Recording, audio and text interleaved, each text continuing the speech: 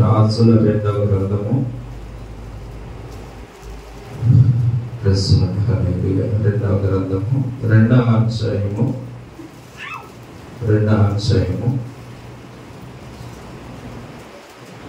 తొమ్మిదవ మాట చదువుతాం.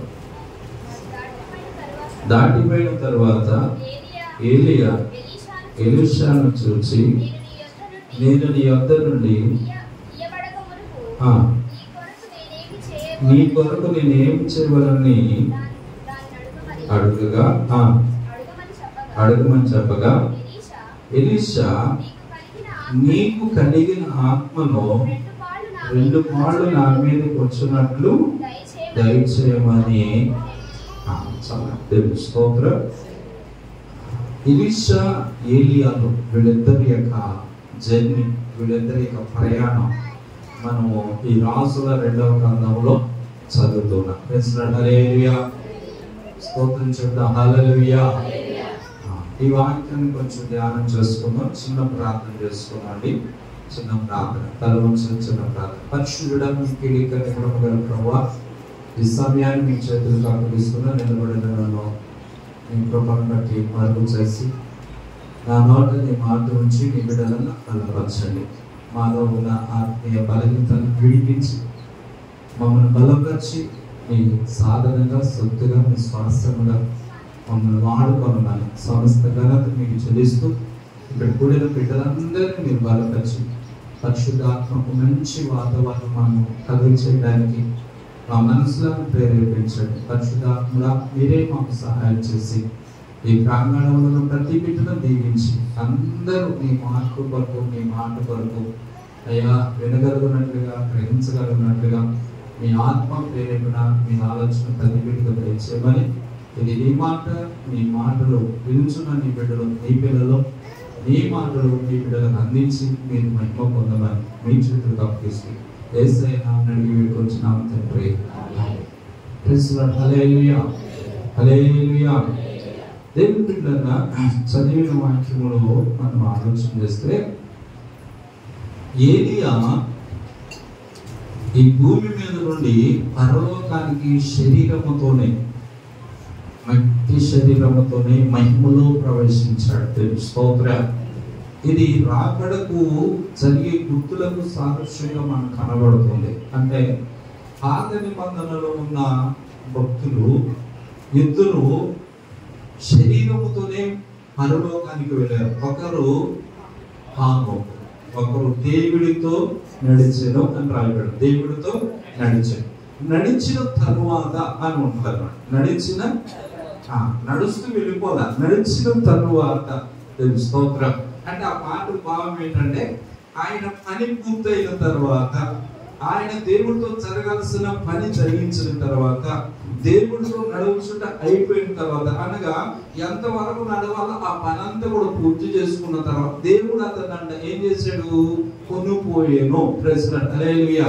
అలాగే ఇక్కడ కూడిన నిన్ను నన్ను ప్రభువు ఏమంటే, నువ్వు దేవుడితో నడుస్తూ ఉంటే నువ్వు నడిచిన తర్వాత నువ్వు వెళ్ళాలి ఎక్కడికి? పరలోకానికి. స్తోత్రం. అది ఈ వాక్యం మనకి అక్కడే. ఇక రెండవ వ్యక్తి దగ్గరికి వస్తే ఆయన ఎవరండి? ఏలియా. చెప్పండి, ఎవరండి? హానోకు ఏమో దేవుడితో నడిచిన తర్వాత వెళ్ళిపోయాడు. ఈయన దేవుడితో సహవాసం చేస్తూ నడుస్తూ తన యొక్క పరిచర్యను ఆయనకు అప్పగించి అగ్ని రథాలు వచ్చి ఆయనను కూడా పరలోకానికి తీసుకువెళ్ళారు. స్తోత్రం. ఇది 2వ అధ్యాయంలో మనం చదువుతూ ఉంటాం. ఈ 2వ అధ్యాయం మన ఏలియా దేవుని సన్నిధిలోనికి అగ్ని రథాలు వచ్చి ఆయనను తీసుకుని వెళ్తున్నప్పుడు చూడండి, మొదటి వచ్చిన మీకు జ్ఞాపకం చేస్తాను. 2వ అధ్యాయం మొదటి వచ్చిన, యెహోవా సుడిగాలి చేత ఏలియాను ఆకాశమునకు ఆరోహణము చేయింపబోవు కాలమున ఏలియాయు ఎలీషాయు కూడి గిల్గాలుకు వెళ్ళుచుండగా. స్తోత్రం చెప్పండి. హల్లెలూయా. ఇక్కడ చూడండి, వీళ్ళు ఆరోహణమయ్యే ముందు, అనగా ఏలియా అరమునకు వెళ్లే ముందు శిష్యుడైన ఎలీషాను వీళ్ళిద్దరు కలిసి 4 మజిలీలు అంటే 4 స్థలాల్లో వారు నివాసం చేస్తూ 4 స్థలాలు దాటి వెళ్ళినట్లుగా ఈ పరిశుద్ధ గ్రంథంలో మనం కనబడుతుంది. క్రైస్తవ జీవితము దేవుని యొక్క క్రైస్తవ యొక్క బిడ్డల యొక్క జీవితము ఒక మజిలీ లాంటిది, ఒక యాత్ర లాంటిది, ఒక ప్రయాణం లాంటిది. దేవుని స్తోత్రం. ఆమేన్, హల్లెలూయా. దావీదు ఏమంటాడు, మేము భూమి మీద యాత్రికులను పరదేశములు అన్నాడు. దేవుని స్తోత్రం. నేను బస చేయుటకు, నేను యాత్రలో బస చేయొచ్చు, నేను పాటలు పాడటకు నీ కట్టడం నాకు హేతువులాయను అంటాడు. దేవుని స్తోత్రం. హల్లెలూయా. కనుక ప్రభు బిడ్డలారా, ఇలాగా మనం భూమి మీద మనము యాత్ర చేస్తూ వెళ్ళేవాళ్ళమే. దేవుని స్తోత్రం చెప్పండి. హల్లెలూయా. ఇలాగనే ఈయన కూడా ఏం చేస్తాడంటే, ఈ రోజు మనం 4 మాటలు తెలియజేసుకుని ప్రార్థన చేసుకుందాం. ఎలీషా ఏలియా ఇద్దరు కూడి వెళుతూ ఉండగా ఆ కాలం అంట యెహోవా సుడిగాలి చేత ఏలియాను ఆకాశమునకు ఆరోహణము చేయబోవు కాలం. తెలుసుకోత్రా. మరి ఇప్పుడు ఇదే కాలము రాహుకాలమా, గడ్డి కాలమా? ఆమేన్, హల్లెలూయా. రకరకాల కాలాలు ఉంటాయి అన్నమాట అనుకుంటాం. దేవుని స్తోత్రం. దేవుని బట్టి ఇది కృపాకాలం. ఆమేన్, హల్లెలూయా. ఈ కృపాకాలం ముగిసిందనుకో ఇక మనకి అయిపోద్ది అనమాట. అందుచేత కృపాకాలంలో మనం ఉన్నాం. ఈ కాలంలో దేవుడు ఎప్పుడైతే వస్తాడో ప్రభు అక్కడ దగ్గర అవుతున్న కాలం. దేవుని స్తోత్రం. యేసయ్య వచ్చే కాలం. ఎందుకంటే లోకంలో అన్ని జరుగుతున్న పరిస్థితులను బట్టి ప్రభు సమీపముగా ఉన్నాడు. ఆమేన్, హల్లెలూయా. దగ్గరగా ఉన్నాడు అనమాట. అందుకని మనం కూడా ఆరోహణమయ్యే దగ్గర కాలంలో ఉన్నాం. దేవుని స్తోత్రం. మరి ఏలి ఆరోహణానికి వెళ్ళటానికి ముందుగా ఎలాగైతే ఒక్కొక్క స్థలంలోకి వెళ్ళాడో మనం కూడా ఈ ఆత్మీయ అనుభవంలోకి వెళ్ళాలి. దేవుని స్తోత్రం. ఏంటి ఆత్మీయ అనుభవాలు అంటే ఇప్పుడు చూద్దాం.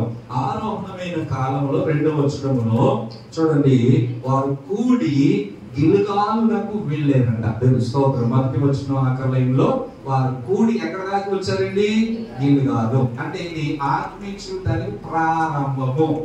హల్లెలూయా. ఆధ్యాత్మిక జీవితానికి ప్రారంభ స్థలము. దేవుని స్తోత్రం. ఇశ్రాయేలీయులు వాగ్దాన దేశంలో అడుగు పెట్టినప్పుడు మొదటి స్థలం ఇదే. ఇశ్రాయేలీయులు వాగ్దాన దేశంలోకి అడుగు పెట్టారు చూస్తారా, యోర్దాను దాటిన మొట్టమొదట స్థలం ఏదంటే గిల్గాలు. దేవుని స్తోత్రం. అసలు గిల్గాలు అంటే అర్థం ఏంటండి? ఒకసారి చదువుదాం. పరిశుద్ధ గ్రంథంలో నుండి యెహోషువ గ్రంథము 5వ అధ్యాయం 9వ వచనం. యెహోషువ గ్రంథము 5వ అధ్యాయము 9వ వాక్యం. అప్పుడు యెహోవా, నేను ఐగుప్తు యొక్క అవమానమును నీ మీద ఉండకుండా దొరలించి వేసి ఉన్నాను అని యెహోషువతో అనెను. అందుచేత నేటి వరకు ఆ చోటికి గిల్గాలు అని పేరు. అనగా గిల్గాలు అనగా ఒకటేసి కింద రాశారు ఏమని? దొర్లించబడుట. స్తోత్రం. దొర్లించుట. ఆమేన్, హల్లెలూయా. హల్లెలూయా. గిల్గాలు అనే మాటకు అర్థం ఏంటంటే దొర్లించబడుట. ఆమేన్, హల్లెలూయా. హల్లెలూయా. వీళ్ళు ఐగుప్తు దేశములో నుండి ప్రయాణం చేసి 40 సంవత్సరాల అరణ్యము గుండా వారు ప్రయాణం చేస్తూ యోర్దాను దాటి మొదటి స్థలం అన్నమాట. ఇది మొదటి స్థలంలోకి వచ్చి అక్కడ వాళ్ళు కూర్చుని అక్కడ బస చేస్తూ ఉన్నప్పుడు దేవుడు వాళ్ళతో మాట్లాడుతూ ఈ 9వ వచనంలో దాని అర్థం చెప్పాడు అనమాట. మొట్టమొదటి దాని అర్థం ఏంటంటే చూడండి, అప్పుడు యెహోవా, నేను ఐగుప్తు యొక్క అవమానమును మీ మీద ఉండకుండా ఏం చేస్తానండి? దొర్లించి వేస్తున్నా. Praise Lord. హల్లెలూయా. అంటే గిల్గాలు అనేది అర్థం ఏంటంటే దొర్లించుట. ఏం దొంగిలించాడు? ఐగుప్తు అవమానం, ఐగుప్తు నింద, ఐగుప్తు పాపం, ఐగుప్తు యొక్క పాప శాపాలతో నింపబడి బంధకాలలో పాపములో ఉన్నారు చూస్తారా, అవమానపరచబడుతున్నారే. ఆ అవమానం అంతటిని కూడా ఈ దేవుడు ఏం చేశాడంటే తొలగించాడు. దేవుని స్తోత్రం. ఆమేన్, హల్లెలూయా. ఏళ్ల తడబడి ఎన్నో సంవత్సరాల నుండి అవమానకరమైన జీవితాలు జీవిస్తున్న ఈ ఇశ్రాయేలు ప్రజలతో దేవుడు చెప్తూ ఉన్నాడు, ఏమంటే నీ ఐగుప్తు యొక్క అవమానాన్ని తొలగిస్తూ ఉన్నాను అన్నాడు. దేవుని స్తోత్రం. ఐగుప్తు అనగా మనకు జ్ఞాపకం చేసే మాట మనందరికీ తెలుసు, బానిసత్వం, పాపం అనే బానిసత్వం. ఒక భాష, ఒక మాటలు చెప్పాలంటే ఐగుప్తు అంటే పాపము. ఆమేన్, హల్లెలూయా. ఐగుప్తు అనే పాపములో నుండి, ఐగుప్తు అనే అవమానములో నుండి, అంటే పాపం మనిషికి ఏం తీసుకుని వస్తుంది? దేవుని స్తోత్రం చెప్పండి, హల్లెలూయా. చక్కగా ప్రసంగి సామెతల గ్రంథం 14వ అధ్యాయము, సామెతల గ్రంథం 14 34వ వచనం చదవండి. 34వ వచనంలో నీతి జనములు ఘనతకెక్కుటకు కారణము. ప్రైజ్ లార్డ్, హల్లెలూయా. చూడండి, నీతి జనములు ఘనతకు ఎక్కడానికి కారణం. ఆమేన్, హల్లెలూయా. అంటే నువ్వు నీతిగా ఉన్నావు అనుకోండి, భక్తిగా ఉన్నావు అనుకోండి, విశ్వాసంతో ఉన్నావు, యథార్థతో ఉన్నావు అనుకోండి, పరిశుద్ధతో ఉన్నావు అనుకోండి, నీతిగా బ్రతుకుతున్నావు అనుకోండి, నీతి ఘనత తీసుకుని వస్తుంది. దేవుని స్తోత్రం చెప్పండి, హల్లెలూయా. నువ్వు నీతిగా ఉన్నట్లయితే నీ నీతే నిన్ను గొప్పవారిగా చేస్తుందండి. ఆమేన్, హల్లెలూయా.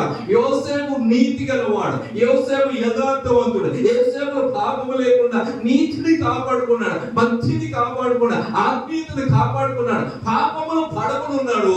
అతను దేవుడు ఎక్కడ తీసుకొచ్చాడు తెలుసా? సింహాసనం మీద కూర్చోబెట్టాడు. దేవుని స్తోత్రం, హల్లెలూయా. ఆమేన్, హల్లెలూయా. కాబట్టి ఈ రోజు ప్రభు బిడ్డలారా, నీతి ఘనతకెక్కుటకు కారణము, పాపము ప్రజలకు అవమానమును తెచ్చును. చూసారా, పాపం అంటే మనుషులకి ఏం తీసుకొస్తుంది? అవమానం తీసుకొస్తాయి. తల దించుకునేటట్లు చేస్తుంది, తల ఎత్తుకోలేవు. చేసిన పాపం ఒకవేళ ఈ రోజు దేవుని బిడ్డ కొంతమంది అనుకోవచ్చు, నేను చేసేది ఎవడో తెలియదు కదా, నేను చేసే పాపం ఎవరికి కంటపడకుండా చేస్తున్నాను కదా అనుకుంటున్న ప్రతి పాపము రేపు బయలుపరచబడినప్పుడు అప్పుడు తల దించుకుంటాం, అప్పుడు తల దించుకునేటట్లు ఉంటుంది. కనుక దేవుని బిడ్డలారా, మనం చేసే ప్రతిది కూడా ముద్రించబడుతూ ఉంటుందండి.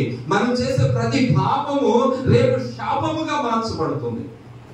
స్తోత్రం చెప్తాం, హల్లెలూయా. కనుక ప్రభు మీద జ్ఞాపకం చేసుకోండి, పాపం అంట అవమానమును కలిగి చేస్తుంది, పాపం అంటే అవమానకరాన్ని తీసుకుని వస్తాయి. కనుక పాపము అంటే అర్థం ఏంటంటే దేవుడికి దూరం అవటమే, దేవుని సన్నిధికి దూరం అవటమే, దేవుడితో సమాజం చేయకపోవటమే. పాపం అంటే అర్థం ఏంటంటే దేవుడికి ఇవ్వాల్సిన స్థానాన్ని దేవుడికి ఇవ్వకపోవటమే పాపం. ఆమేన్, హల్లెలూయా. కనుక ప్రభు బిడ్డలారా, ఐగుప్తు అంటే పాపము ఏం చేస్తుంది తెలుసా? శాపాన్ని. ఆ పాపం మనల్ని ఏం చేస్తుందంటే అవమానాన్ని తీసుకుని వస్తుంది. అందుకని ఈ అవమానమును దేవుడు ఏమన్నాడంటే నేను తొలగించి వేస్తున్నాను అన్నాడు. దేవుని స్తోత్రం.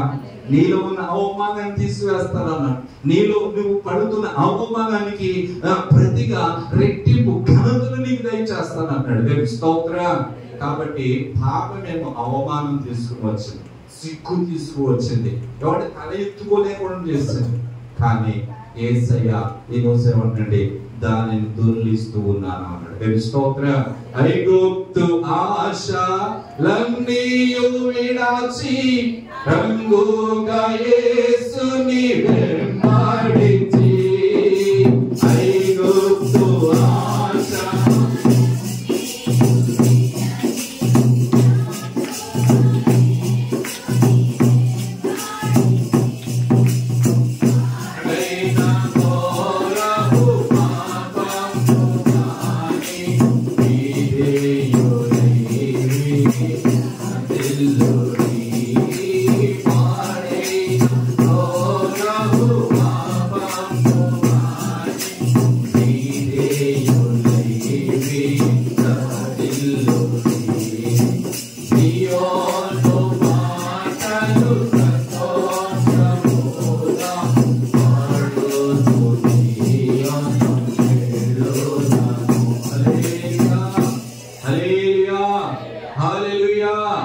ఐగుప్తి ఆశలు, అనగా పాపపు ఆశలు, శరీర ఇచ్చలు, శరీర కోరికలు, శరీర సంబంధమైన ఆలోచనలు, తపన, వీటి మీద మనసు పెట్టడం.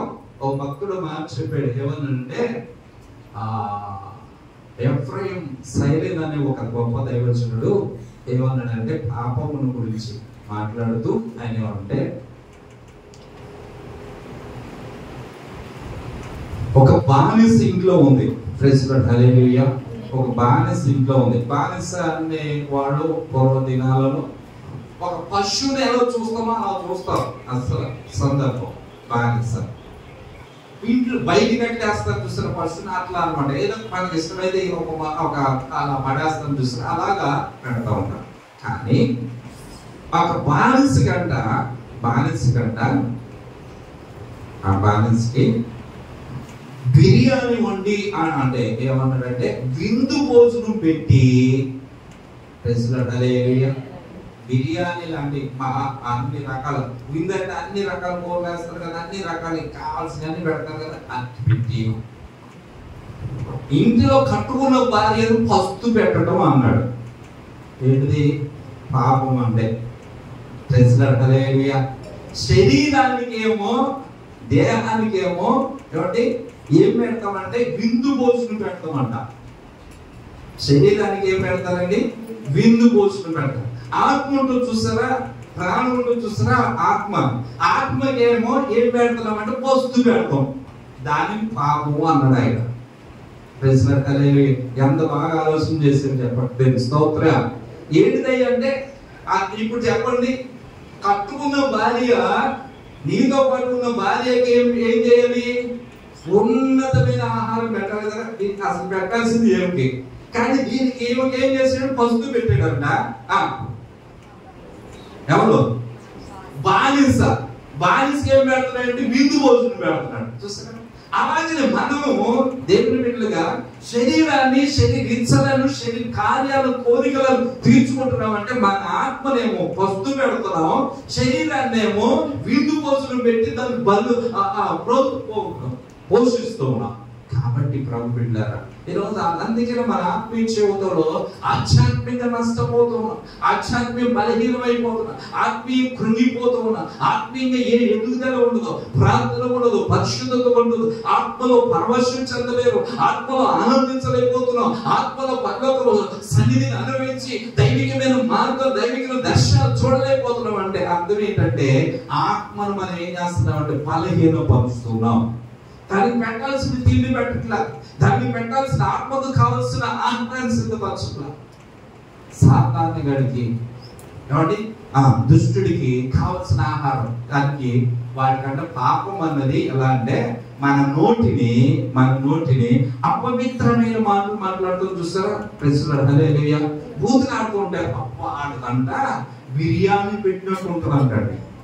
అంటే ఆయన బలం కలుగుతుంది అనమాట. ఇప్పుడు యేసయ్య ఆహారం ఏంటి? యేసయ్య ఆహారం ఏంటి అంటే స్తుతులు, స్తోత్రాలు. దేవుని స్తోత్రం, హల్లెలూయా. ఆరాధనే ఆయనకి ఆకలి తీర్చుట. ఆమేన్, హల్లెలూయా. మరి సాతానుకి ఆకలి ఏంటి? ఇప్పుడు యేసయ్య ఆకలి అంటే మనం ఏదో వండుకోసి పెడితే అది తినేవాడు, అది కాదు కదా. మన ఆరాధనే మన స్తుతులే, మన స్తోత్రం. ఇందాక కీర్తన అనుకున్నాం కదా, ఇశ్రాయేలీయుల స్తోత్రములపై ఆసీనుడు. దేవుని స్తోత్రం, హల్లెలూయా. స్తుతి స్తోత్రాలు ఎక్కడైతే ఉండి అక్కడ ఆయన ఉంటాడు. స్తుతి స్తోత్రాలు ఆరగిస్తాడు. ఆరాధనకి ఆయనకి ఇష్టం. నువ్వు చేతులు ఎత్తుట సాయంకాల నైవేద్యం. ఆమేన్, హల్లెలూయా. ఇది దేవుడికి నైవేద్యం పెట్టడం, ఇవి దేవుడి ఘనపరచడం, ఇవి దేవుడి మహిమపరచడం. ఆమేన్, హల్లెలూయా. మరి ఇప్పుడు సాతానుకి అడిగి ఏంటో తెలుసా?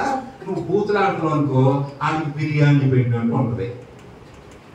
నీ నోటిని అపవిత్రమైన మాటలకు, నీ నోటిని సాలకు, నీ నోటిని చెడిపోయిన వాటికి ఉపయోగిస్తున్నావు అనుకోండి, వాడు ఏం చేస్తాడంటే అబ్బా నాకేం పెడుతున్నాడు అనుకుంటాడు. నాకేమి వండి పెడుతున్నాడు, నాకు చక్కని అన్ని ఇస్తున్నారు. నాకు శరీరం, మన చూపులు, సినిమాల మీద, మన చూపులు అపవిత్రమైన వాటి మీద, మన తలంపులు, మన ఆలోచనలు వాటి మీద అడగారు. అబ్బా వాడి కోరిక తీరుతుంది, వారి ఆశ తీరుతుంది, వారి ఇష్టంగా, వారి ఇచ్చగా తీర్చబడుతుంది అనమాట. అంటే మన ద్వారా వాడు కోరికలు తీర్చుకుంటూ ఉన్నాడు. మన ద్వారా వాడి ఆశ తీర్చబడుతుంది. మన ద్వారా వాడి యొక్క తలంపులన్నీ కూడా నీ ద్వారా వాడు తీర్చుకుంటున్నాడు. ఇది ఐగుప్తు. అయితే ప్రభువు ఏమన్నాడు తెలుసా? ఐగుప్తు నుండి ఆ అవమానాన్ని నేను దొర్లించి వేస్తున్నాను అన్నాడు. తెలుసు స్తోత్రం. అంటే గిలగాలు అనగానే మీకు ఏం గుర్తు రావాలంటే పాపం వెళ్ళిపోవాలి, ఆమేన్ హల్లెలూయా. చెడుతనం వెళ్ళిపోవాలి, ఆమేన్ హల్లెలూయా. వ్యసనాలు వెళ్ళిపోవాలి, ఆమేన్ హల్లెలూయా. మనం దేని మీద పాప క్రియలు ఉన్నాయో అవన్నీ కూడా మనలో ఉండి ఏమైపోవాలంటే దొర్లుకుంటూ వెళ్ళిపోవాలి, ఆమేన్ హల్లెలూయా. మన దగ్గర ఉన్నవి దూరం అయిపోవాలి, వాటికి స్వస్తి చెప్పాలి, వాటిని విసర్జించాలి, వాటిని విడిచిపెట్టాలి. దేవునికి విరోధమైన క్రియలు కార్యాలు మనలో ఉండి దొర్లుకుంటూ వెళ్ళిపోయేది గిల్గాలు అనుభవం. స్తోత్రం. దీనిని రక్షణ అనుభవం అంటారు. దీనిని ప్రభులో మొట్టమొదటి అడుగు వేయటం అంటారు. స్తోత్రం. అంటే ఇప్పుడు వరకు నీలో ఉన్న పాప, ఐగుప్తు యొక్క ఆశలు, ఐగుప్తు యొక్క కోరికలు, ఐగుప్తు యొక్క బానిసత్వం, ఐగుప్తు యొక్క దాసత్వము నీలో ఉండి ఏమవుతుందంటే తొలగించబడుతుంది. అంటే ఇప్పుడు వారు ఈ 40 సంవత్సరాలు ఇశ్రాయేలీలు ఐగుప్తులో ఉండి బయటకు వచ్చారు, కానీ వారి మనస్సులో ఏముందంటే ఐగుప్తే ఉంది. అందుకని ప్రతి సందర్భం చిన్న కష్టం రాయగానే యోషే, మోషే ఎందుకు ఇక్కడ తీసుకొచ్చా, మేము అక్కడే బాగుంది. ఏది గుర్తొచ్చేది వాళ్ళకి? ఇక్కడ ఉన్న వాళ్ళ మనసులు అక్కడ ఉండే, ఇక్కడ వచ్చినా అక్కడ. అంటే చాలా మంది ఏమనుకుంటారు, ఏం చేస్తున్నామంటే ప్రభులో వస్తాం కానీ అవి మర్చిపోము, ప్రభులో వస్తాం కానీ పాత అలవాట్లు పోవట్లేదు. అది తొలగిపోయేది గిల్గాలు అనుభవం. దేవుని స్తోత్రం చెప్పండి. హల్లెలూయా, హల్లెలూయా. మోషేగా యెహోషువతో దేవుడు ఏమనంటే ఈ గిల్గాలు దగ్గర మీరు ఏం చేయాలో తెలుసా? దేవుని స్తోత్రం చెప్పండి. హల్లెలూయా. సున్నతి చేయాలి అన్నాడు. అది ఆ మాట కొంచెం ఇప్పుడు చదివిన వాక్యంలో ఉంది, చూద్దాం చూడండి. 9వ వచనం. అప్పుడు, ఎప్పుడు? అప్పుడు అన్నాడు. 7వ వచనం చదువుదాం.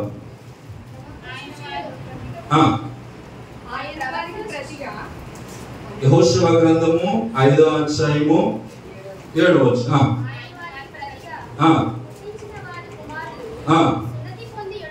సున్నతి పొంది ఉండలేదు కనుక వారికి సున్నతి చేయించవలెను. ఎలయనగా వారు మార్గములో వారికి సున్నతి జరగలేదు కాబట్టి ఆ సమస్త జనము సున్నతి పొందుట తీరిన తరువాత తాము బాగుపడు వరకు పాలెములో తమ చోట్ల నిలిచిరి. స్తోత్రం. ఇక్కడ ఏమేమి రాయబడిందంటే ఆయన వారికి ఏం చేయమనంటే సున్నతి చేయించవలేను. స్తోత్రం. సున్నతి చేయాలి, చేయించండి అంటున్నాడు. ఇంకా కొంచెం అంటే ముందుకు వెళితే మనకి మాట రాయబడింది. ఏమంటాడంటే రాతి కత్తెలను తీసుకున్న మాట కూడా చదవండి ఒకసారి. యెహోషువ రాతి కత్తులు చేయించుకుని 2వ వచనంలో 3వ వచనం. రాతి కత్తులు చేయించుకుని సున్నతి గిరి అను స్థలము దగ్గర ఇశ్రాయేలుకు సున్నతి చేయించెను. దేవుని స్తోత్రం. ఎందుకంటే ఐగుప్తులో బయలుదేరిన వారందరూ యుద్ధ సన్నాయులై పురుషులు మార్గములో అరణ్యములో ఏమైపోయారండి? చనిపోయారు. అందుకని ఇక మిగిలిన పుట్టిన వాళ్ళకి ఏం అవ్వలేదు, సున్నతి అన్నది జరగల. దేవుని స్తోత్రం. అంటే సున్నతి అనేది జరగనప్పుడు ఇప్పుడు మరలా ఏమన్నాడంటే వాళ్ళకు సున్నతి చెయ్యాలి అన్నాడు. దేవుని స్తోత్రం. ఇది ఎక్కడ ప్రారంభించబడింది? సున్నతి చేయటం అనేది ఎక్కడ ప్రారంభించబడింది? అబ్రహాము దగ్గర. ఒకసారి అక్కడికి వెళ్దాం. 17వ అధ్యాయం 9-10 వచనాలు. ఆదికాండం 17:9-10 వచనాలు. మరియు దేవుడు నీవు మాత్రమే కాక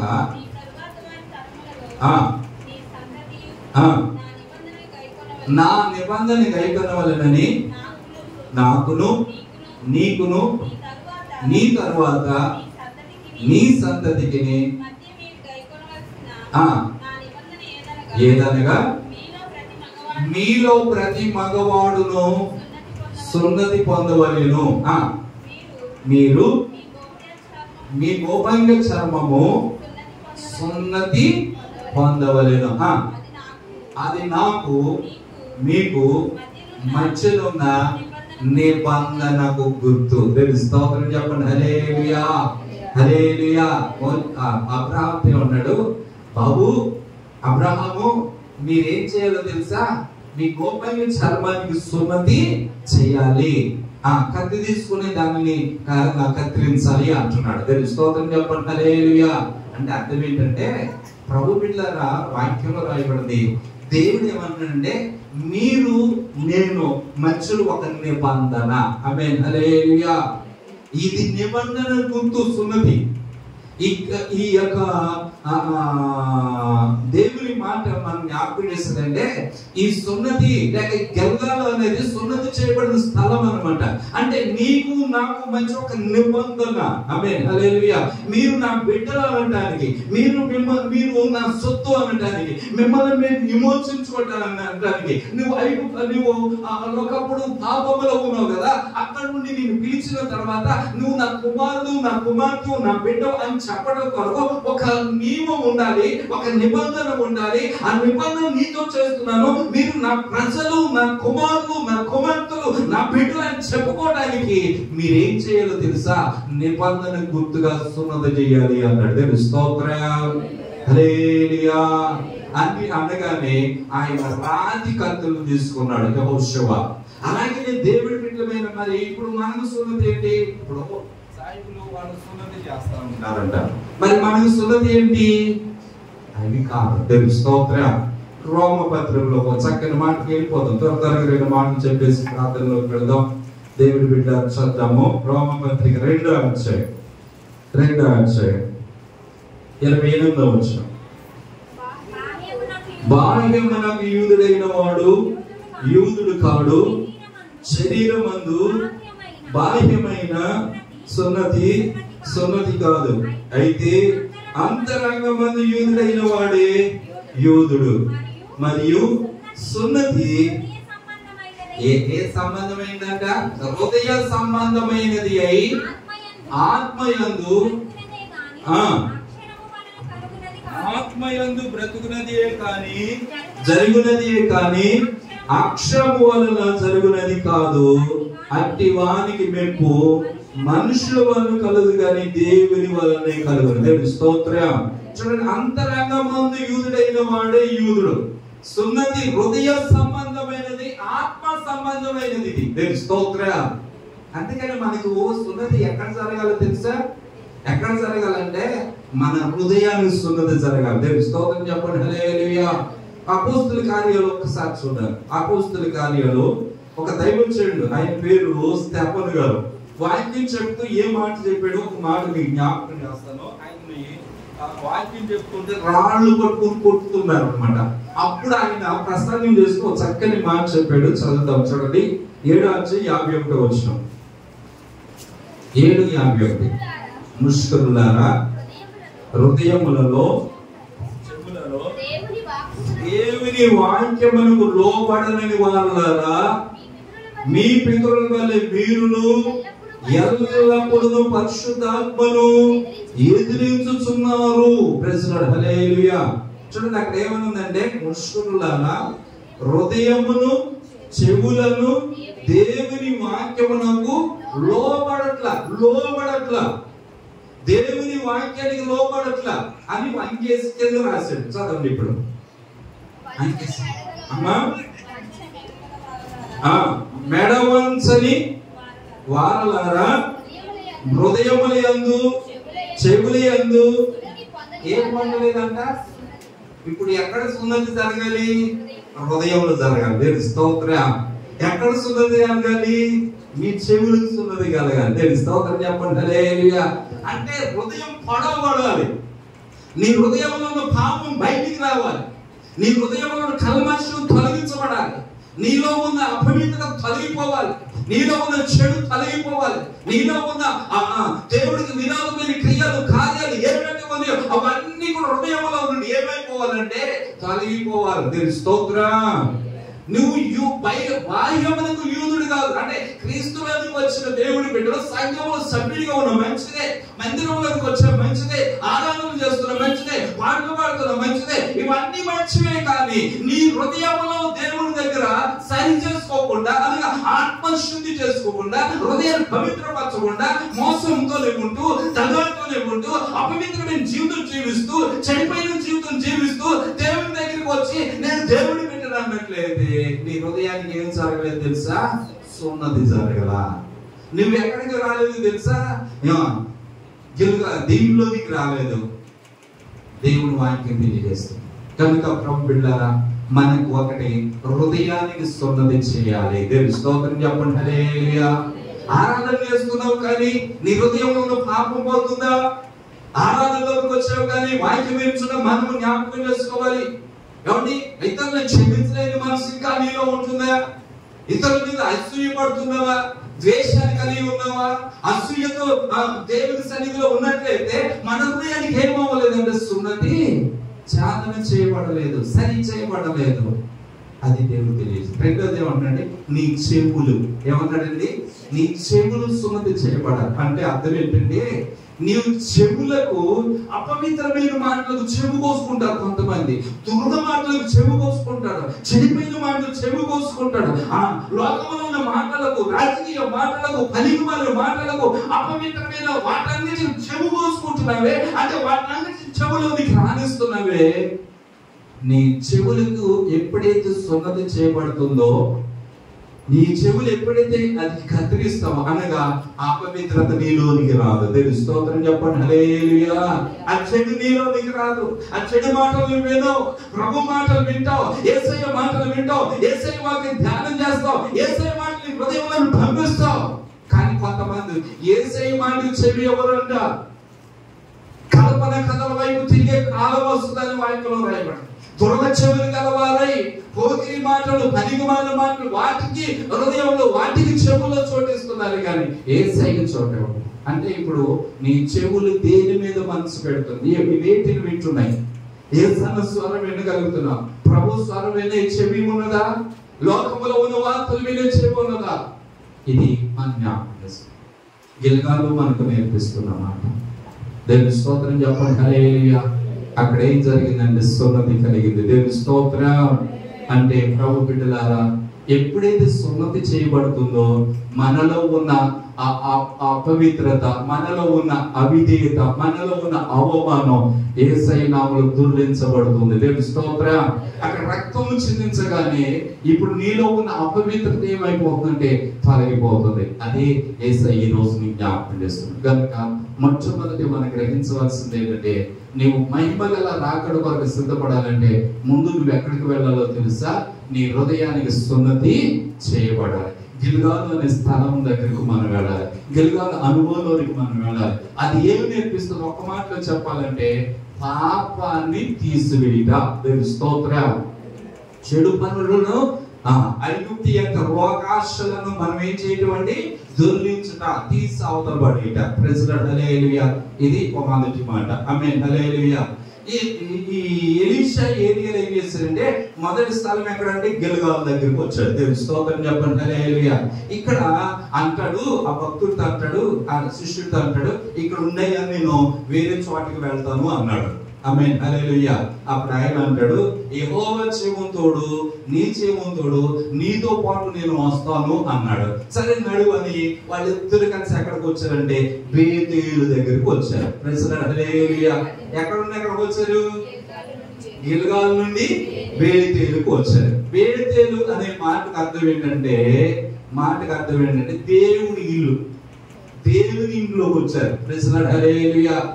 ఎవరి లోకములో ఉన్న ఈ ప్రజలు రక్షించబడి, పాపము నుండి విడిపించబడి, అపవిత్రత నుండి కడగబడి, పవిత్రపరచబడి ఎక్కడికి వస్తున్నారు?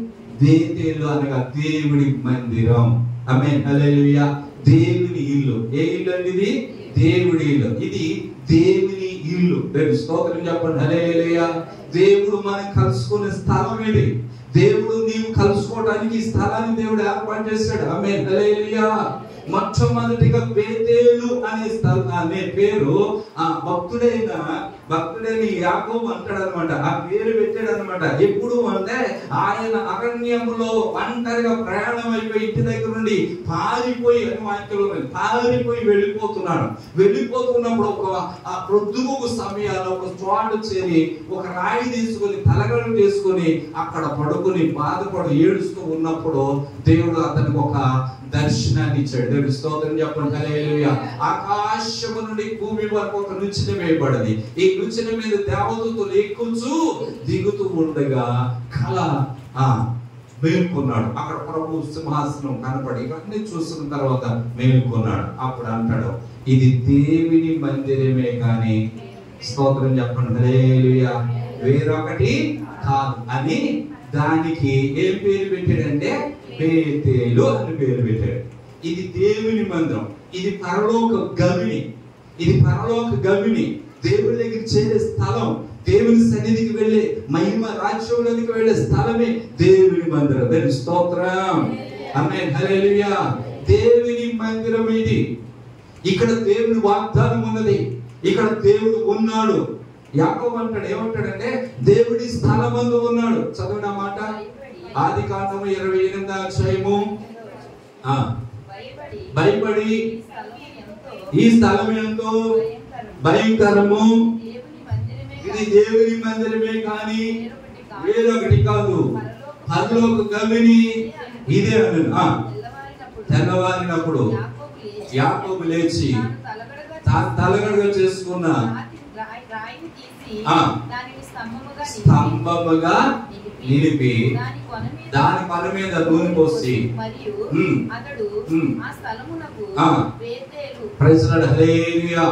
ఆ స్థలానికి బేతేలు ఏ పేరు పెట్టాడండి? ఇది దేవుని మందిరం. ఇక్కడ వాగ్దానం 15వ వచనంలో వాగ్దానం ఉంది. ఏమంటాడంటే నేను నీకు తోడుగా ఉన్నాను. ప్రైజ్ లార్డ్, హల్లెలూయా. దేవుడి మందిరంలో వాగ్దానం ఉంది. దేవుడి మందిరంలో నీ ఆశ తీర్చబడుతుంది, దేవుడి మందిరంలో నీ కోరిక తీర్చబడుతుంది, దేవుడి మందిరంలో నీ పరిస్థితి మార్చబడుతుంది, దేవుడి మందిరంలో దేవుడిచ్చే కృపను మనం పొందుకుంటాం. దేవుని స్తోత్రం. మహిమ నిలిచే స్థలం ఇది, దేవుడు ఉన్న స్థలం. ఈ స్థలమందు దేవుడు ఉన్నాడు. ఆమేన్, హల్లెలూయా అంటున్నాడు. అంటూ అది బేతేలు అని పేరు పెట్టాడు. ఏ పేరు పెట్టాడండి? బేతేలు. అంతకుముందు దాని పేరు ఏంటో తెలుసా? లూజు. ఏంటండి? లూజు. ఆమేన్, హల్లెలూయా. ఏ పేరు చెప్పండి దాని పేరు? పాత పేరేంటి? అంత లూజు, మాట లూజు, నాలుగు లూజు. అందుకని ఓ జారిపోతే మట్టినాలుగా నరలేనాలుగా జారిపోతూ ఉంటే మాటలో లూజ్ అనమాట. కన్ను లూజు అంటే టైట్ చేయలే, ఓట్లు టైట్ చేయలే, లూజు. ఒకప్పుడు లూజు, ఇప్పుడు ఏమైంది అది? దేవుని స్తోత్రం చెప్పండి, హల్లెలూయా. ఒకప్పుడు లోకం, ఒకప్పుడు పనికిమాలి, ఒకప్పుడు అపవిత్రత, లూజు మనుషులే. కానీ ఇప్పుడు ఏమవ్వాలో తెలుసా? దేవుడి బిడ్డలు ఆరాధనించేవారుగా ప్రభు. పాత నిబంధనలో దేవుని స్తోత్రం చెప్పండి, హల్లెలూయా, ఒక స్థలంలో ఆరాధన, ఆమేన్, హల్లెలూయా, మందిరాలు ఉన్నాయి. కానీ క్రొత్త నిబంధనలకు వచ్చిన తర్వాత నువ్వే ఒక మందిరం, నువ్వే ఒక మందిరం, నువ్వే ఒక మందిరం. దేవుని స్తోత్రం చెప్పండి, హల్లెలూయా. మన మందిరాలు అండి, మన దేవుని ఆలయాలు. క్రొత్త నిబంధన సంఘంలో మందిరాలు కాదు. ఈ రోజు కట్టడాల వరకు ప్రయాసపడుతున్నాం, అవి కాదు. మనం కూడుకోవడానికి మందిరము, కానీ అసలు మందిరం ఎవరు అంటే నువ్వే. దేవుని స్తోత్రం. మీరు జీవము గల దేవుని ఆలయం అంటాడు పరిశుద్ధ గ్రంథంలో. మీ దేవుని ఆత్మకు నిలయం అంటాడు. ఆమేన్, హల్లెలూయా. కొరింథీయులకు రాసిన పత్రిక 3:16లో ఉంటది.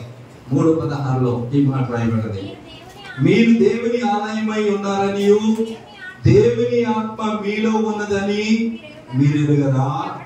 ఎప్పుడైనను దేవుని ఆలయమును పాడు చేసిన యెడల దేవుడు వారిని పాడు చేస్తాడు. ప్రైజ్ లార్డ్, హల్లెలూయా. దేవుని ఆలయము పరిశుద్ధమైంది కనుక మీరు ఎలా ఉండాలో తెలుసా?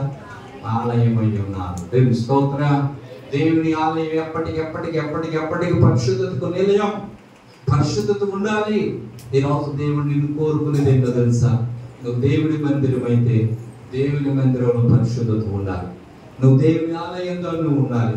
ఈ ఆలయంలో అపవిత్రత ఉండకూడదు, ఈ ఆలయంలో మోసం ఉండకూడదు, ఈ ఆలయంలో ఏ చెడు కార్యాలు ఉండకూడదు. దేవునికి ఆలయం. దేవుని స్తోత్రం. హల్లెలూయా.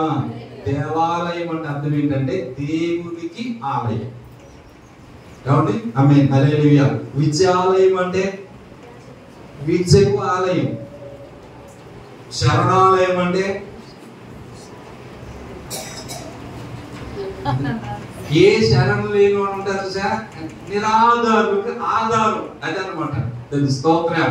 అలాగే నాకు శరణం చూసిన ప్రభు అంటారు కదా, అదనమాట. అంటే అర్థం ఏంటంటే నిరాధారులు, ఆధారమైనది అనమాట స్తోత్రం. వాళ్ళకి దిక్కు లేదు, దిక్కులే అసలు జీవిస్తున్న వారికి అదొక శరణం, శరణాలయం.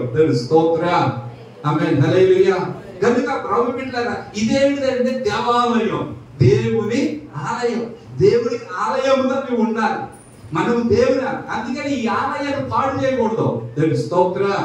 చాలా మంది ఏం చేస్తారంటే ఈ ఆలయం శుభ్రం ఉంచుతాం, చాలా సంతోషం. దేవుని స్తోత్రం. మన ఆలయం చాలా మంచిగా శుభ్రంగా ఉంచారు. ఆమేన్. హల్లెలూయా. కానీ ఈ ఆలయాన్ని ఎలా ఉంచుతున్నాం? ఈ ఆలయాన్ని ప్రతి శుక్రవారం గడిగలుగుతున్నాం, మంచిదే. దేవుని స్తోత్రం. ఈ ఆలయాన్ని కలగలుగుతున్నాం, ఈ ఆలయాన్ని శుద్ధి చేస్తున్నాం. దేవుని స్తోత్రం చెప్పండి. హల్లెలూయా. హల్లెలూయా. ఈ ఆలయం ఏం పడకుండా జాగ్రత్త చేసుకోవడానికి ప్రయత్నం చేస్తున్నాను. మరి ఈ ఆలయం కూడా ఎలా ఉండాలంటే పరిశుద్ధం. అందుకని వాక్యంలో ఉందండి, ఆయన సన్నిధి అంట ఎప్పటికెప్పటికి పరిశుద్ధతకు అనుకూలం అని వాక్యం. దేవుని స్తోత్రం. హల్లెలూయా. దేవుడి మందిరం ఎప్పుడు కూడా పరిశుద్ధతకు అనుకూలంగా మన ఆలయం ఉండాలి. దేవుని ప్రేమించే విధంగా ఉండాలి, ఆయన ప్రేమించే వారు కూడా. దేవుని తేజో మహిమ నిలిచే స్థలం ఇది. దేవుని స్తోత్రం. అందుకని దీని పేరు ఏంటంటే బేతేలు. ఆమేన్. హల్లెలూయా. బేతేలు కొరకు నువ్వు ఏమైనా ప్రయాసపడుతున్నావు అనగా మందిరానికి, కొంతమంది మందిరాన్ని నిర్లక్ష్యం చేస్తారు, ఆరాధన నిర్లక్ష్యం చేస్తూ ఉంటారు, సన్నిధి నిర్లక్ష్యం చేస్తారు, మందిరానికి వెళ్ళరు. కానీ దేవుడు నివసించేస్తున్నాడు, మందిరాన్ని ప్రేమించాలి. చూడండి 26వ కీర్తనలో ఉంటుంది ఆ మాట. 26వ కీర్తన 10వ వచనం అనుకుంటా. 26వ కీర్తన చక్కని మాట ఉంటుంది, చదువుదాము. పరిశుద్ధ గ్రంథంలో, యెహోవా నీ నివాస మందిరమును, నీ తేజో మహిమ నిలుచు స్థలమును. ఏం కాస్తున్నాడు భక్తుడి తీర్మానం, భక్తుని ఆశ, దావీదు యొక్క కోరిక, దావీదు యొక్క మనసులో ఉన్న అభిలాష ఏంటో తెలుసా? హల్లెలూయా.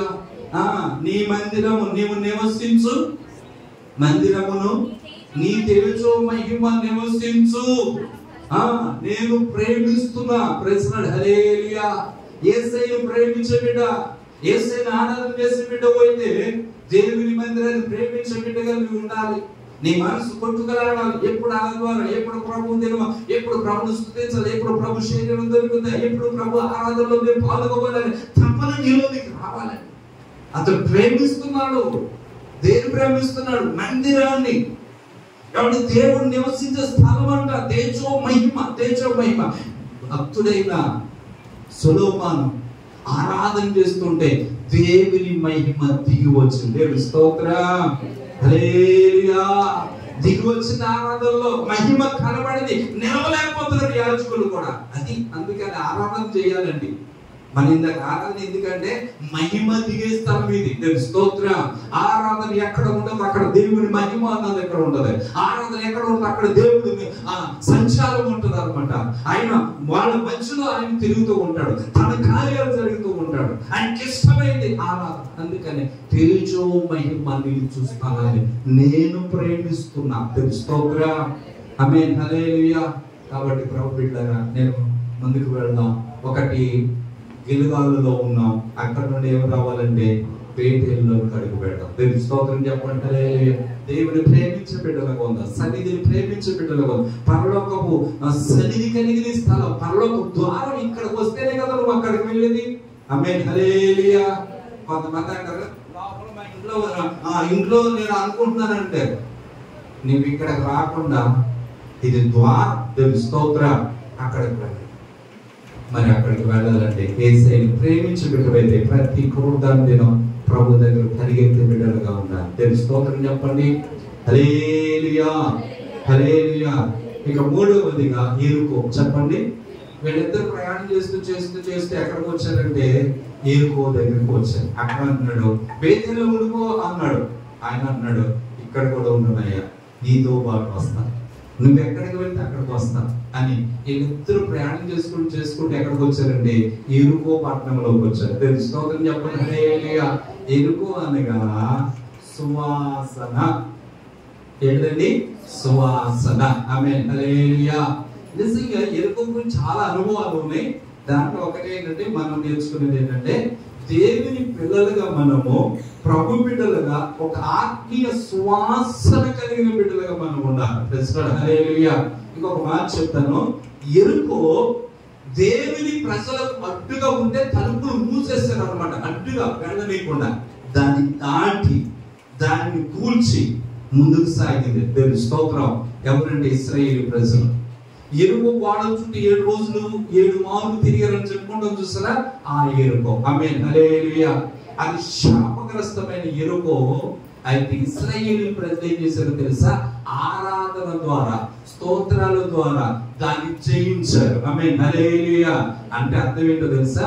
నీలో జయ జీవితం ఉండాలి, నీలో లోకాన్ని జయించే జయ జీవితం ఉండాలి, పాపాన్ని జయించే జయ జీవితం ఉండాలి. నువ్వు ఒక దైవికమైన సువాసన వెదజల్లే బిడ్డలుగా మనం ఉండాలి. క్రీస్తు కొరకు జయము కలిగిన బిడ్డలుగా, ఎరుకను జయించేవారుగా, ప్రాణాలు దాటేవారుగా, వాటి మీద జయము కలిగిన బిడ్డలుగా నీవు ఉండాలంటే యేసు రక్తము ద్వారా దాన్ని జయించగలుగుతున్నా. దేవుని స్తోత్రం.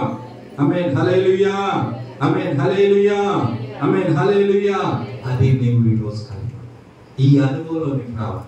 అంటే ఎరుకు అడ్డులన్నీ, ఎరుకు లాంటి కష్టాలన్నీ దాటాలి. వాటిని చూసి ఆగిపోకూడదు. ఎలాగంటే ప్రభువును పట్టుకోవాలి, ప్రభువుని ముందు పెట్టుకోవాలి, మనసాన్ని పెట్టుకోవాలి. ప్రభువును చూస్తూ మనం ఏం చేయాలంటే ఎరుకోని జయించాలి. దేవుని స్తోత్రం. జయ జీవితంలోకి వెళ్ళాలి. ఆమేన్. హల్లెలూయా. భక్తుడు అంటాడు యోహాను సువార్త 16:33 ఏమంటాడంటే, శ్రమ లోకములో మీకు శ్రమ కలుగు, అయినను ధైర్యం తెచ్చుకోండి, నేను లోకమును జయించి ఉన్నాను. దేవుని స్తోత్రం. ఎరుకోని జయించిన అనుభవం, జయ జీవితాన్ని కలిగిన అనుభవం ఈ రోజు నువ్వు కలిగి ఉండాలని ఈ వాక్యం మనకు జ్ఞాపకము చేస్తూ ఉన్నది. దేవుని స్తోత్రం చెప్పండి. హల్లెలూయా. ఇక్కడతో ఆగిపోవాలా. ఇక ఆఖరి ఏంటంటే ఆఖరి యోర్దాను. చెప్పండి, ఎక్కడికి వచ్చారండి? యోర్దాను. యోర్దాను అంటే పై నుండి కిందకి ప్రవహిస్తున్న నీళ్లు. ఈ యోర్దానులోనికి ఎవడైతే దిగుతాడో వాడు మరణమే. యోర్దానులోనికి ఎవడైతే వస్తాడో అక్కడ చావే. ఎప్పుడు దాన్ని దాటలేడు. కానీ ఇశ్రాయేలు ప్రజలు యోర్దాను దగ్గరకు వచ్చారు. దేవుని స్తోత్రం చెప్పండి. హల్లెలూయా. యాజకుడు కాళ్ళు యోర్దానులో అడుగు పెట్టగానే పైనున్న నీళ్లు ఏక రాశిగా, ప్రెసిడెంట్ హల్లెలూయా, నీళ్ళంట ఏంటిదంట? ఏక. ఏంటి ఇప్పుడు? ఏంటి రాసి అంటాం? ఒడ్డు రాసి అంటాం. ఇంకా కూరగాయలు రాసి, ఈ రాసులు అంటాం. నీళ్లు రాసి అయిపోయినాయి అంట. నేను స్తోత్రం. హల్లెలూయా. చూసారా? ఏక రాశిగా చేస్తాం. ఆమేన్. హల్లెలూయా. అక్కడ మరణము అనేది మనుషులను చంపేస్తారు. కానీ దేవుడి ప్రజలు ఎదుట ఆ మరణము కూడా జయించిన జీవితం. స్తోత్రం. ఇక్కడ ఇంకొక మాట మీకు చెప్పేది ఏమంటే, ఈ యోర్దాను ఏమి నేర్పిస్తుందంటే మనకు అర్పణ జీవితం, బలి అర్పణ, మనం దేవుడికి సమర్పణ జీవితంలోనికి రావడానికి. అంటే యోర్దాను దాటితేనే తప్ప వాగ్దాన దేశం లేదు. స్తోత్రం. ఒక మాట చదవండి. ద్వితీయోపదేశకాండం 11వ అధ్యాయము ఒక మాట త్వరగా చదువుకుని ప్రార్థన చేస్తాను. త్వరగా ఈ మాట ఒకటి 11:31 వచ్చిన చదవండి.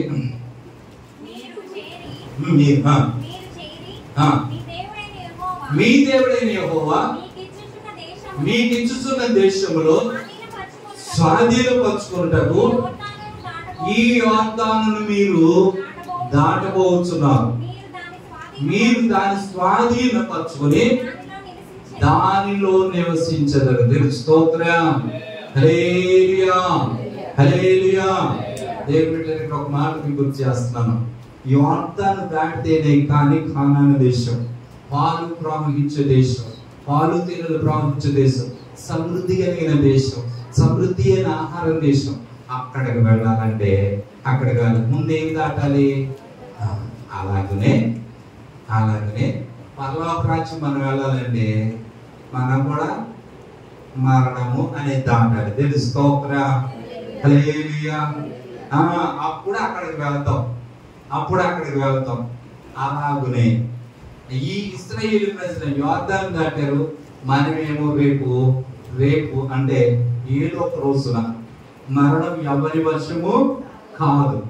ఏమండి? ఎవరి వశము కాదు. ఏదో ఒక రోజున మనము కూడా ఏం చేస్తామంటే అది దాటాలి. ఏం దాటాలి? మరణాన్ని దాటాలి. యోహాను సువార్త 4, యోహాను సువార్త 5:24, యోహాను సువార్త 5:24 ఒక్క మాట చదువుదాం చూడండి. నన్ను పంపిన వాని యందు విశ్వాసం ఉంచువాడు నిత్య జీవము గలవాడు, వాడు తీర్పులోనికి రాక మరణములోని జీవములోనికి దేవుని స్తోత్రం చెప్పండి. హల్లెలూయా, హల్లెలూయా. కాబట్టి ప్రభు బిడ్డని నాకు తెలిసిన మాట ఏమంటే జీవములోనికి దాటుతూ ఉన్నా. యోర్దాను అనేది మరణం, దాని పేరుకి అర్థం ఏంటంటే మరణం. కానీ ఇప్పుడు ఈ యోర్దాను అనేది ఆత్మ సంబంధమైన జీవితంలో మన సాదృశ్యం ఏం తీసుకుందామంటే సమర్పణ జీవితానికి సాదృశ్యం. నీవు బలి అర్పించుకోవడానికి నేనేమో యేసు ప్రభువు యోర్దానులోనిగా బాప్తిసం తీసుకున్నది అంటే అర్థం ఏంటి? ఆయన పాపములన్నిటిని కూడా అంటే బాప్తిసం తీసుకున్న వాళ్ళందరూ కూడా పాపాలన్నిటిని కూడా ఏం చేస్తున్నామంటే సమాధి చేస్తున్నాం. యేసులో చచ్చిపోతున్నాం. తిరిగి లేచుట అనేది పునరుద్ధానానికి సాదృశ్యం. దేవుని స్తోత్రం. హల్లెలూయా. అనేక ప్రభువులో నువ్వు ఏమైపోవాలంటే నిన్ను నీవు అప్పగించుకోవాలి, నిన్ను నీవు సరి చేసుకోవాలి, దేవుడికి నీ జీవితాన్ని అంకితం అయిపోవాలి. ఆమేన్. హల్లెలూయా. నీ ఆశలు ఉండకూడదు, నీ ఆశలు చావాలి, నీ కోరికలు చావాలి, యేసే బ్రతకాలి. ఆమేన్. హల్లెలూయా. బాప్తిసం ద్వారా మనకు నేర్పించే పాఠం ఏంటంటే బాప్తిసము మనం చనిపోయి నేను అని చనిపోయి క్రీస్తు బ్రతుకుట. తెలుసు స్తోత్రం చెప్పండి. హల్లెలూయా. పౌలేమన్నాడు? నేను క్రీస్తుతో కూడా సిలువ వేయబడి ఉన్నాను, జీవించువాడును నేను కాను, క్రీస్తే నా యందు జీవిస్తాది. ఆ జీవితం నీలోనికి రావాలి, ఆ సమర్పణ నీలోనికి రావాలి, ఆ బ్రతుకు నీలోనికి రావాలి. అలా ఎవరైతే చేస్తారో ఈ 4 అనుభవాలు మనం కలిగి ఉంటే అప్పుడు ఆత్మ నీలోనికి వచ్చి నేను ప్రభు యొక్క రాకడ కొరకు సిద్ధపరుస్తూ ఉండే. దేవుని స్తోత్రం. ఇది దాటి వెళ్ళగానే యోర్దాను దాటిగానే మేఘాలు వచ్చినాయి, అగ్ని రథాలు వచ్చినాయి. అగ్ని రథాలు వచ్చి ఏలియాను ఏం చేసినాయి అంటే అలాగ రథాల మీద వెళ్ళిపోతున్నాడు. దేవుని స్తోత్రం. ఎలీషామో ఆగిపోయాడు, ఆయన అలాగే వెళ్ళిపోతున్నాడు. ఎలీషాతో కోరిక, అయ్యా నువ్వు వెళ్ళిపోయేటప్పుడు నాకు ఒక వరం ఇయ్యి, నాకు ఒక దీవెన ఇయ్యి, నాకు ఒక ఆశీర్వాదం ఇయ్యి, నాకు వరం కావాలి. ఏం కావాలంటే నీ మీద ఉన్న ఆత్మ నాకు కూడా దయచేయండి. అప్పుడు అడుగుతాడు, ఇది కష్టతరం, నేను ఇచ్చేది కాదు, అది ప్రభు ఇవ్వాలి. నేను నీకు కనబడట్లా, ఏడుస్తున్నాడు, రొప్పులు చించుకున్నాడు, బట్టలు చించుకొని ఏడుస్తూ ఉంటే దుప్పటి వచ్చి ఆయన మీద పడింది. దేవుని స్తోత్రం. హల్లెలూయా. ఎప్పుడైతే అది పొందుకున్నాడో ఇప్పుడు వచ్చి అన్నాడు, ఏలియా దేవుడు ఎక్కడ ఉన్నాడు అన్నాడు. దేవుని స్తోత్రం. యోర్దాను ఏమైపోయింది? పాయలైపోయింది. ఆమేన్. హల్లెలూయా. అది వాళ్ళందరూ చూస్తారు, అబ్బో దేవుని ఆత్మీయతలో ఉంది, దేవుని ఆత్మీయతలో ఉంది, దేవుని ఆత్మ నీలో ఉంది, దేవుని ఆత్మ నీలో ఉంది, దేవుని ఆత్మ మనలో ఉండాలి. ఆమేన్. హల్లెలూయా. ఈ ఆత్మ నీలో ఉండాలి. నీవు కూడా మహిమల గల రాకడలు ఎత్తపడాలంటే ఈ 4 అనుభవాలు కూడా మనం ఏం చేయాలండి? ప్రయాణం చేద్దాం. మరి వెళదామా? మనము కూడా ఆ ఆత్మీయ నడుకలోనికి అడుగు పెడదాం. తల వంచిన చిన్న ప్రార్థన ఒక్కొక్కటి తలంచుకుంటూ, యేసయ్యా నిజమే నాయన, మా ఆత్మీయ జీవితంలో నాయన ఇది ఇంకా లోకం నాలో వేలుబడి చేస్తుంది నాయన. అయ్యా ఈ గిల్లగాల దగ్గరకు వచ్చాను కానీ పాపం దొరికినట్లేదు నాయన, పాపము నుండి దూరం అవ్వట్లేదు నాయన, నాలో ఉన్న పాపం తొలగిపోవట్లేదు ప్రభా, నన్ను క్షమించు నాయన. ఈ రోజు ఆ పాపాన్ని విసర్జిస్తున్నాను. యేసయ్యా నన్ను క్షమించు నాయన. యేసయ్యా నాలో ఉన్న పాపాన్ని తీసివేయి నాయన, నాలో ఉన్న అపవిత్రత తీసివేయి నాయన, నాలో ఉన్న నింద తొలగిపోవాలి నాయన, నాలో ఉన్న అవమానం తొలగిపోవాలి నాయన, నాలో పాపం క్రియలు తొలగిపోవాలి. యేసయ్యా నన్ను జ్ఞాపకం చేసుకొని చెప్దాం. యేసయ్యా